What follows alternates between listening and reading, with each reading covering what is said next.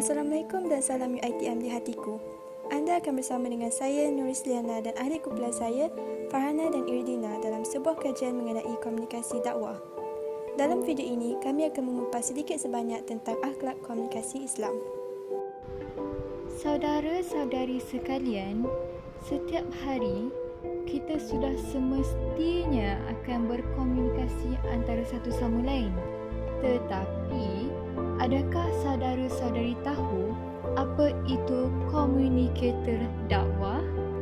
Communicator dakwah adalah orang yang menyampaikan maklumat tentang Islam secara tidak langsungnya membuatkan dia menjadi seorang pendakwah.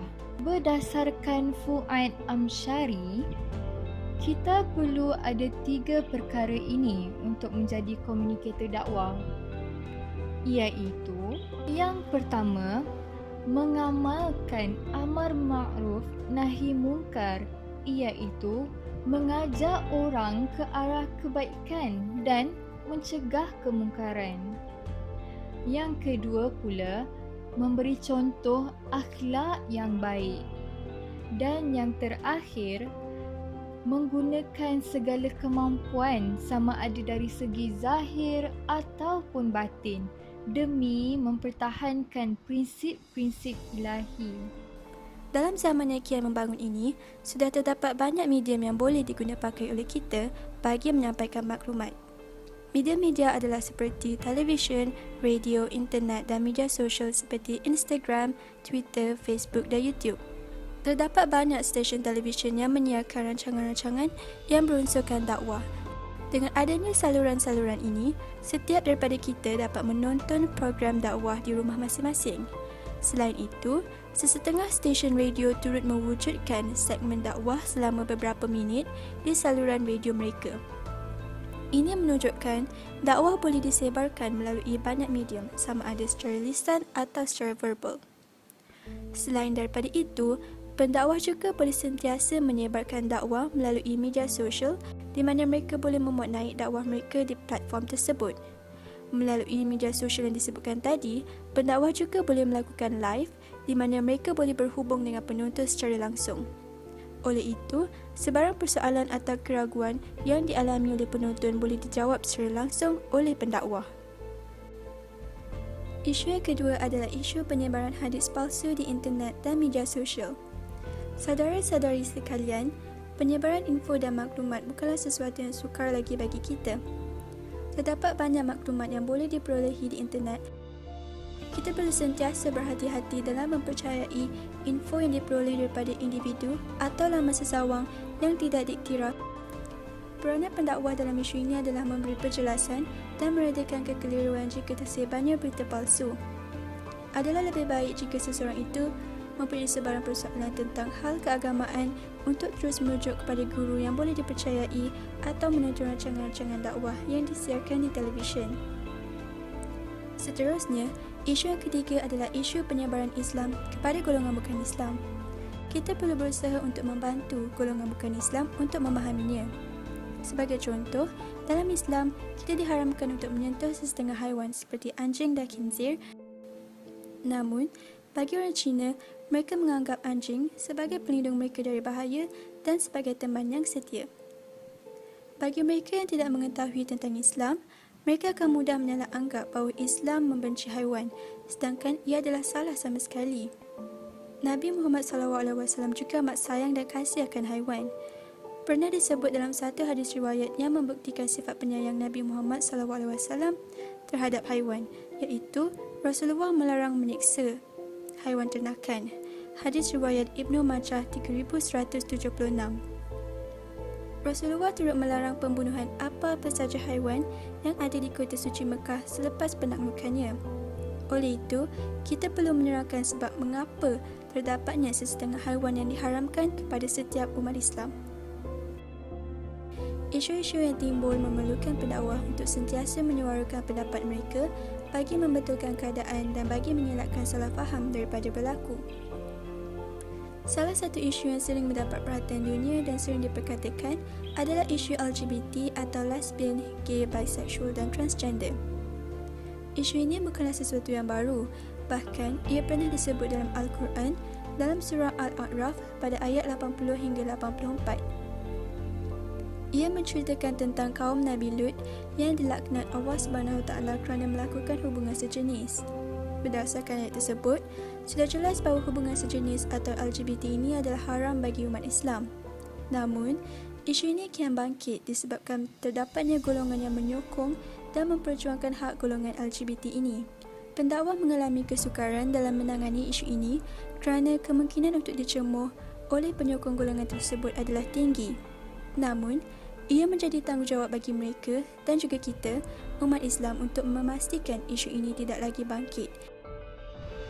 Saudara-saudari sekalian, seperti yang telah saya kupaskan sebentar tadi, setiap komunikator dakwah diwajibkan untuk berkata-kata benar. Firman Allah dalam surah Al-Mu'minun ayat 1 hingga 4 yang bermaksud, sesungguhnya berjayalah orang-orang yang beriman, iaitu mereka yang khusyuk dalam sembahyangnya dan mereka yang menjauhkan diri daripada perbuatan dan perkataan yang sia-sia, dan mereka yang berusaha membersihkan hartanya dengan menunaikan zakat harta itu. Komunikator dakwah juga secara tidak langsungnya telah menguasai qaulan balighan. Firman Allah dalam surah An-Nisa ayat 63 yang bermaksud, mereka itulah orang-orang yang diketahui oleh Allah akan apa yang ada dalam hati mereka. Oleh itu, berpalinglah engkau daripada mereka dan nasihatilah mereka serta katakanlah kepada mereka kata-kata yang boleh memberi kesan pada hati mereka.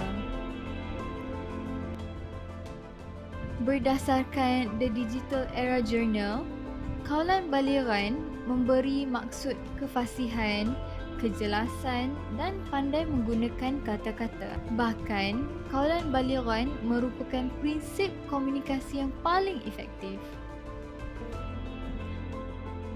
Secara harfiahnya, benar dapat diklasifikasikan dalam prinsip-prinsip komunikasi Islam yang perlu diguna pakai oleh para komunikator dakwah.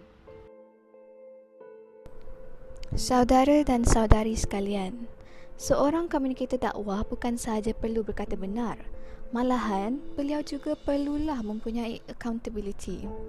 Dari sudut Islam, sifat accountability membawa maksud bahawa setiap individu mempunyai tugas ataupun amanah masing-masing yang perlu dijalankan.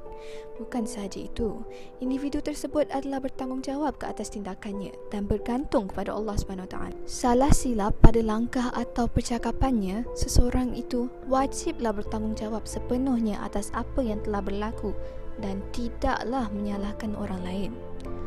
Hal ini disebut di dalam surah Az-Zalzalah ayat 7 dan 8. Maksudnya, maka sesiapa berbuat kebajikan seberat zarah, nescaya akan dilihatnya dalam surat amalnya. Dan sesiapa berbuat kejahatan seberat zarah, nescaya akan dilihatnya dalam surat amalnya. Hadirin sekalian, ayat ini jelas menunjukkan perkara-perkara berikut. Pertamanya, manusia mempunyai accountability terhadap setiap perbuatannya, sama ada yang kecil ataupun besar, yang nyata ataupun tersembunyi. Keduanya, accountability-nya adalah kepada Allah SWT. Seterusnya, saudara dan saudari, sebagai seorang komunikator, kita bertanggungjawab ke atas kata-kata yang keluar daripada mulut kita ini. Tidak kisahlah kata-kata itu diucapkan secara peribadi ataupun kepada khalayak ramai. Kadang-kala apa yang kita ingin sampaikan ini tidak diterima dengan baik ataupun diinterpretasikan secara salah. Hal ini kerana terdapat beberapa halangan dalam komunikasi Islam, termasuklah faktor persekitaran.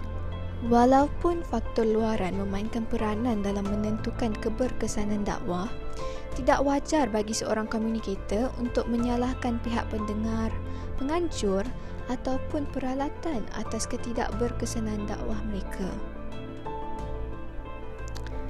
Saudara dan saudari, communicator yang mempunyai sifat accountability perlulah bertanggungjawab walaupun apa yang diperkatakan itu disalah anggap oleh audiens.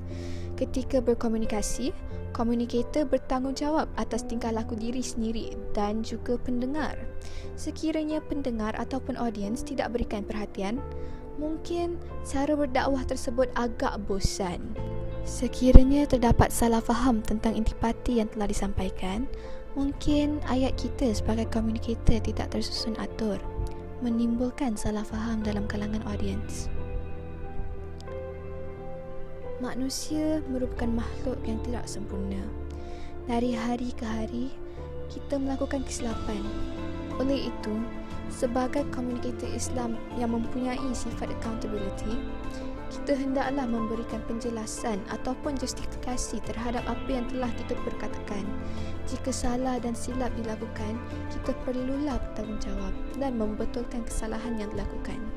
Itulah yang dimaksudkan dengan accountability communicator Islam. Hadirin sekalian, antara cara untuk mempertingkatkan accountability dalam komunikasi Islam adalah dengan mengenal pasti kesilapan kita. Islam amat mementingkan komunikasi berbentuk intrapersonal, iaitu komunikasi dengan diri sendiri. Tujuan mengenal pasti kesilapan bukanlah untuk merendah-rendahkan diri sendiri, tetapi sebagai metod muhasabah diri untuk mempertingkatkan skill kita sebagai communicator. Jika kita tahu akan cacat celah kita dalam berkomunikasi, maka kita mampu berusaha untuk memperbetulkan kekurangan tersebut. Hal ini akan membolehkan kesampaian mesej yang lebih efektif antara communicator dan audiens serta memperkukuh skill komunikasi. Saudara dan saudari, perkara terakhir yang harus kita lakukan untuk mempertingkatkan accountability dalam komunikasi adalah dengan mendekatkan diri kepada Allah. Jika kita seorang Muslim yang mentaati Allah dan mentakuti azabnya, maka sifat accountability itu akan muncul dalam diri kita. Kita akan bermuhasabah diri secara kerap untuk menilai perkara-perkara negatif dan juga perkara-perkara positif yang telah kita katakan oleh kerana perasaan takut kita akan Allah SWT. Oleh itu, sebagai seorang Muslim, ia menjadi kewajipan untuk kita mendekatkan diri kepada Allah. Malahan, dengan mendekatkan diri kepada Allah, kita membawa 1001 faedah, termasuklah meningkatkan sifat accountability dalam diri.